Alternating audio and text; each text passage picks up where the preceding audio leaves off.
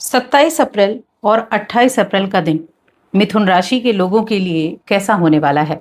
चलिए सबसे पहले इन 2 दिनों के तिथि, नक्षत्र और योग के बारे में बात कर लेते हैं। 27 अप्रैल सोमवार का दिन है और ये शुक्ल पक्ष की एकादशी तिथि है, जिसको मोहिनी एकादशी कहा जाता है। चंद्रमा सिंह राशि से निकलकर इस दिन कन्या राशि में प्रवेश करेंगे और इस दिन सूर्य के नक्षत्र का भी परिवर्तन है। सूर्य भी इस दिन अश्विनी नक्षत्र से निकलकर भरणी नक्षत्र में आ जाएंगे, जिससे योग जो बनेंगे, एक तो ध्रुव नाम का योग बनेगा और रवि नाम का योग रहेगा। वहीं 28 अप्रैल की बात की जाए तो मंगलवार का दिन है। शुक्ल पक्ष की द्वादशी तिथि रहेगी। चंद्रमा कन्या राशि में और योग जो बनाएंगे वो योग रहेगा त्रिपुष्कर योग। ये योग बहुत ही शुभ योग माना गया है। अब इन योगों का प्रभाव कैसे आपकी दिनचर्या को प्रभावित करेगा, चलिए जानते हैं। तो दोनों दिनों की मैं एक साथ बात करूंगी, क्योंकि ये राशिफल चंद्र राशि पर आधारित है।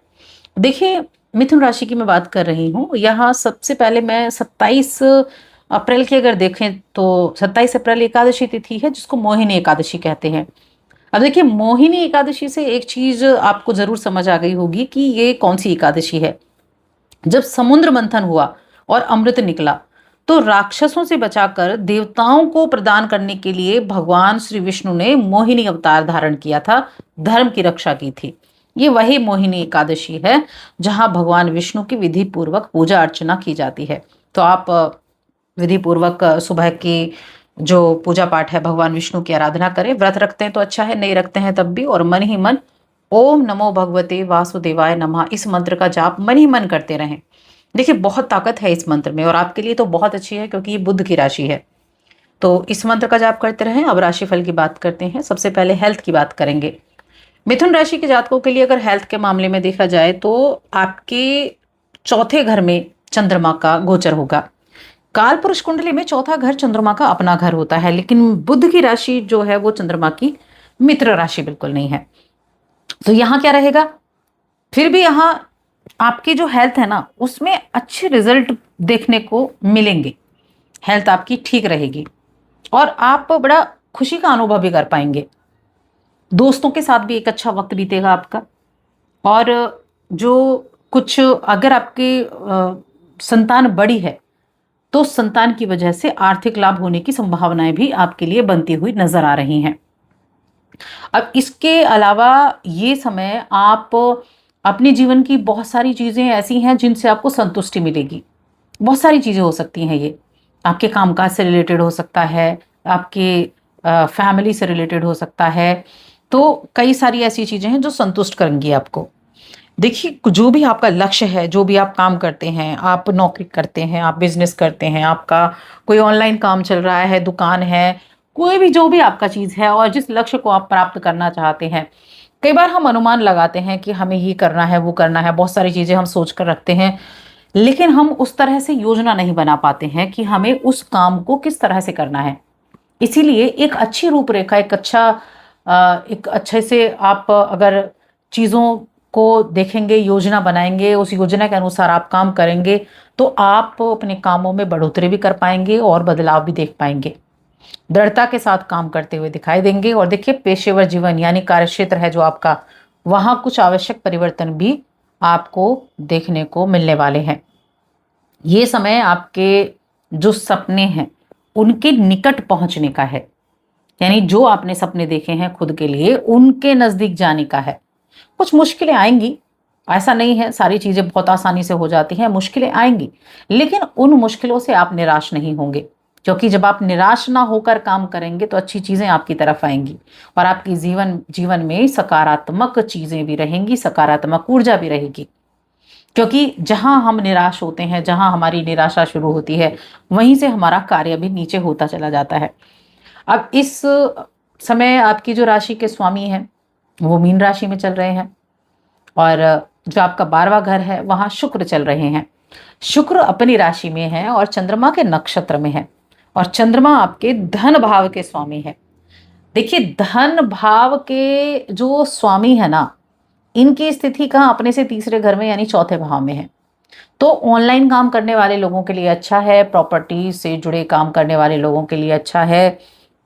कोई भी ऐसा कार्य जिसमें आप कमीशन बेस्ड काम करते हैं उसके लिए भी ये समय अच्छा बना हुआ है।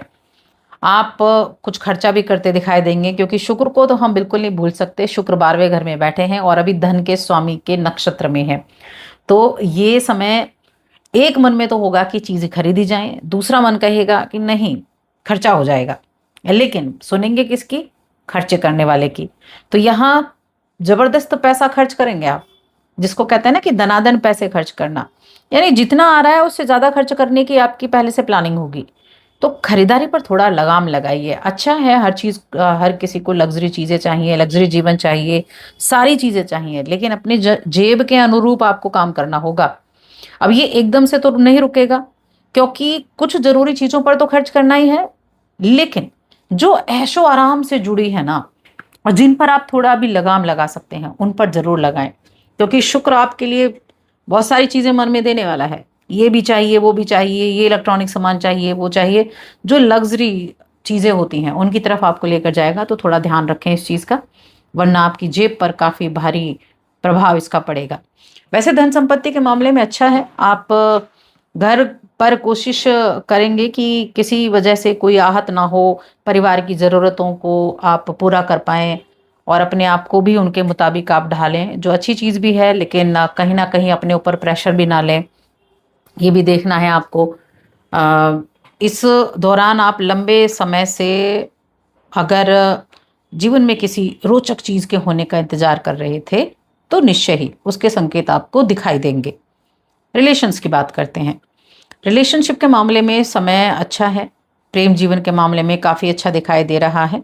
और देखिए, शादीशुदा लोगों के लिए मैं कहूँगी ये समय आपके लिए ऐसा हो सकता है जैसा आप चाहते हैं, यानी खूबसूरत दिन, वही आगे पीछे घूमना, वही थोड़ा अपने प्रेम का इजहार करना, अपनी भावनाओं को व्यक्त करना। तो ये समय प्रेम जीवन के वैवाहिक जीवन के मामले में काफ़ी अच्छा है और प्रेम जीवन के मामले में भी अच्छा है।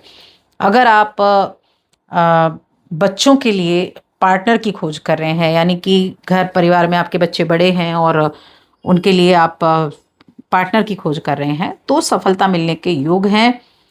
और ऐसा पार्टनर जो उनके लिए अनुकूल हो, ऐसे पार्टनर के मिलने की उम्मीदें बहुत अधिक बनी हुई हैं। तो सिंगल लोगों के लिए भी ये समय काफ़ी अनुकूल होने वाला है।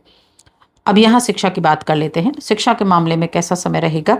तो देखिए, शिक्षा के स्वामी होते हैं शुक्रदेव पंचम भाव के, और ये कहाँ है? 12वें घर में कि है, किसमें? धन भाव के स्वामी के, यानी कि नक्षत्र किसका है? चंद्रमा का। तो शिक्षा के मामले में मैं कहूँगी, अगर आप बाहर कहीं पढ़ना चाहते हैं, अपने घर से दूर कहीं पढ़ना चाहते हैं, उसके लिए प्रयास कर रहे हैं, एग्ज़ाम की तैयारी कर रहे हैं, तो ये समय बहुत अच्छा है। आप जो भी पढ़ेंगे वो आपको कंठस्थ रहेगा, यानी वो आपको याद रहेगा, वो आपकी मेमोरी में ऐसे फिट हो जाएगा कि जब आप एग्ज़ाम देंगे तो वहाँ वो चीज़ें आपके लिए फ़ायदेमंद रहेंगी। तो इन 2 दिनों का पूरा फ़ायदा उठा सकते हैं। शिक्षा के मामले में ये समय अच्छा है। बाहर एडमिशन पाना चाहते हैं उसके लिए अच्छा है। एग्ज़ाम की तैयारी कर रहे हैं, कॉम्पिटिशन की तैयारी कर रहे हैं, उसके लिए अच्छा है। तो बस आज की इस वीडियो में इतना ही। वीडियो कैसी लगी कमेंट करके ज़रूर बताएं।